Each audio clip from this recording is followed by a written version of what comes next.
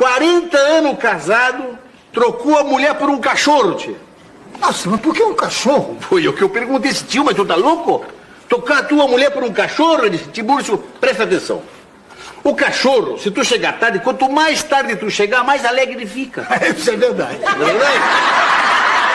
Se tu trocar o nome do cachorro quando eu chamar, troca o nome, não tem problema nenhum. Né? A mãe do cachorro não te visita nunca. O cachorro tá 24 horas pronto pra sair contigo.